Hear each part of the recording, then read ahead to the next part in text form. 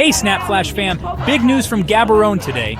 Students across Botswana are hitting the streets, demanding President Duma Boko deliver on his biggest election promise, a 2,500 pula living allowance for all tertiary and vocational students. But this isn't just about money. It's about trust, dignity, and the future of Botswana's education system. Let's get into it. Remember when Duma Boko, then the fiery opposition leader, called Botswana's education system a national tragedy and vowed to fix it? Well, students are now throwing his own words back at him. Is this the moment that defines his presidency? Before we break it all down, make sure you subscribe and hit that notification bell so you never miss the latest on African politics and social movements. In our archive footage, we see Boko, loud, passionate, and ready to take on the establishment, accusing former President Mokgweetsi Masisi of negligence if he didn't invest millions into the education sector.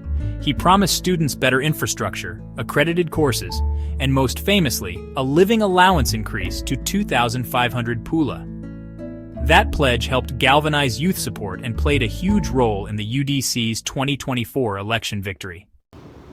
October is an interesting month. On the 4th of October, 1957, the Soviet Union, now Russia, launched into space the very first space shuttle to orbit into space. It was called Sputnik. And the world was in shock. It was a competition between the Americans and the Russians. And the Russians won. The then President of the United States, Dwight Eisenhower, called an emergency meeting and said, how could we be beaten by the Russians? And a team of researchers that he had assigned came back to him and said to him, the reason they beat us is that their education system is superior. And they looked at the curriculum, compared, said, their education system is astronomically superior to ours. What did he do? That same day, he pumped into education hundreds of millions of dollars. A president who wanted his people to excel.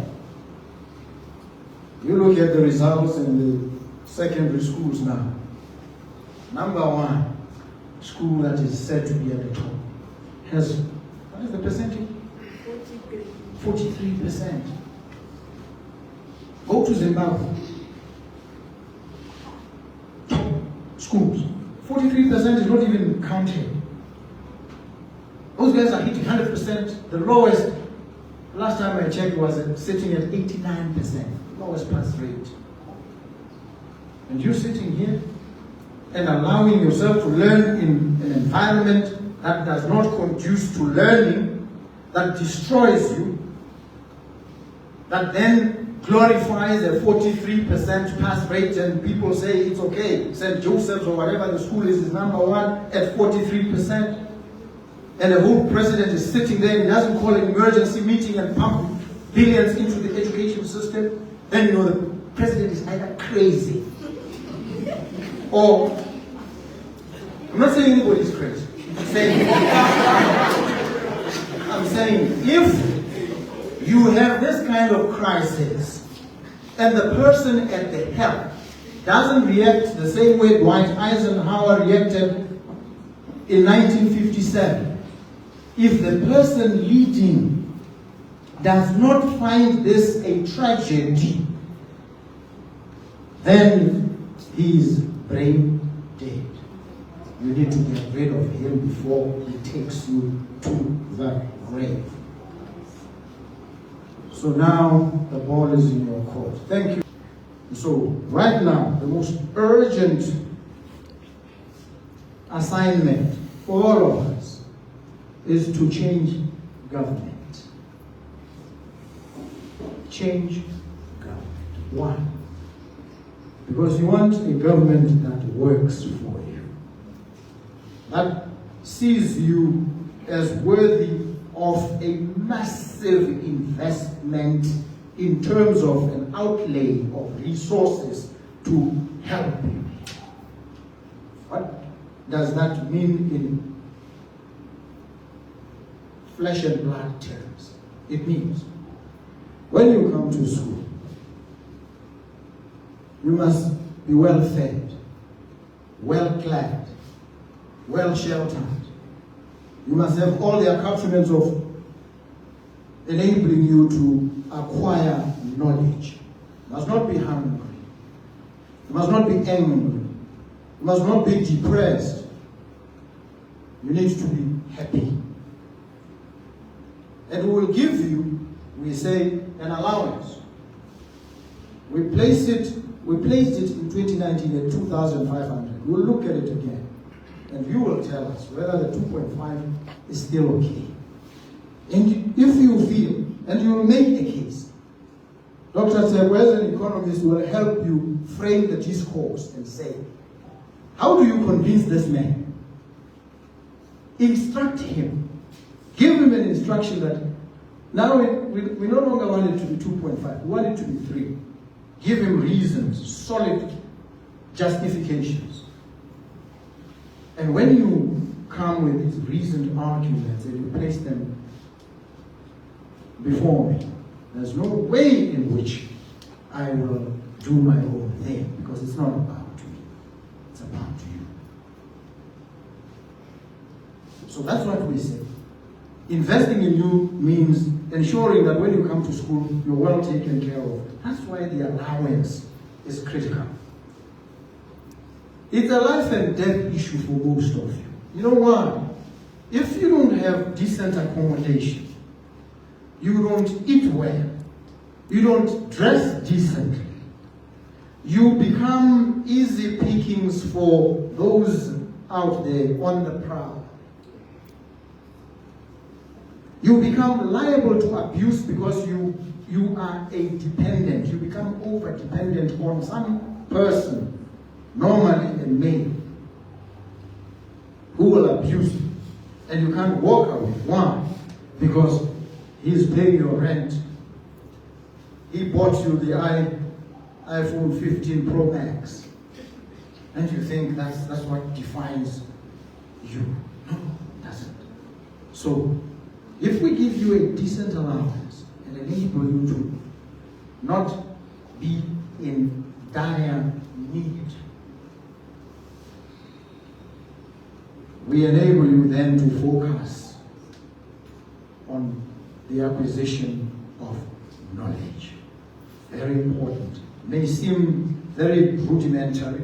It is a very profound proposition. So ultimately, when you go out to vote, it's not a question of do you like this guy or do you like that one. It's about, do you want to continue to get, what is 1 point what? 1.5. Because some of you may feel it's okay. Right? I'm worth 1.5. If you give me anything else, I will go mad. If that's what you think, well, that's your choice.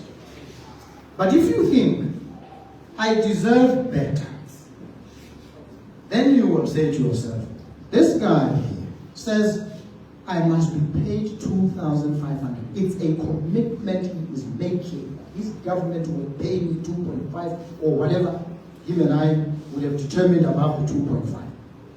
And if you say to yourself, I think I am worth more than 1.5. I want to get this 2.5.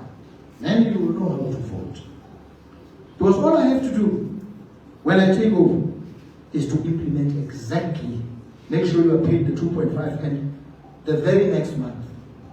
Not many years after. Under my government, there will be no, what do you call it, DTF. They've forgotten to upload. The money hasn't reported. In this day and age of technology, don't tell me that crap. Don't give me that crap. On the day, on the dot, The money must arrive. It's just easier. And so if you think you take yourself seriously enough to see these things as things you deserve, then I'm not in any doubt, not in the slightest, that you will vote for change. But if you want to be a hostage of poverty, these grinding indecencies that come with poverty, you want to be trapped there. I can't force you. I can only enlighten you, as I believe I'm trying to right now. And so on that cheerful note, let me encourage you there in October to vote and vote properly. Vote and vote proper. You know what proper means. I'm going to define it. And it's in October, we believe. Fast forward to 2025. Almost a year into Boko's presidency, students say nothing has changed. Lecture halls are overcrowded, dorms are crumbling, and too many degrees are still unrecognized in the job market. Boko was our voice when he was in opposition, one student leader told SnapFlash. Now that he is president, the voice of the marginalized is silent. We feel abandoned.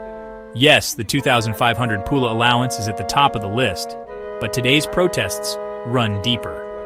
Students are demanding dignity, proper facilities, and an education that leads to real opportunities, not just empty certificates. It's not just about the money, one protester said before the march. It's about our future. This is the first major public challenge to Boko's leadership since taking office. The same slogans he once chanted against his predecessor are now being used against him. The president now faces a choice: deliver on his commitments or risk losing the trust of the youth who powered his rise to State House. What do you think? Should President Boko make good on the 2,500 Pula allowance promise immediately? Or focus first on fixing the wider problems in Botswana's education system? Drop your thoughts in the comments. We want to hear from you. If you found this update insightful, give it a thumbs up, share it with your friends, and subscribe for more breaking stories from across Africa. From campus rallies to national headlines, Botswana's students are making it clear. Promises matter. Whether President Boko answers their call could shape not just his legacy, but the future of an entire generation. This is SnapFlash. Stay informed, stay engaged, and keep asking the tough questions.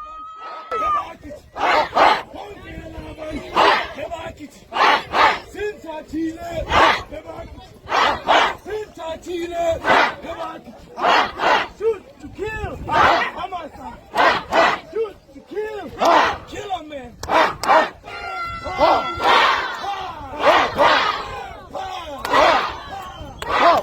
Spent all my life holding all of it closely. I played it innocent, a feel of discontent. I'm finally facing it all, fearless.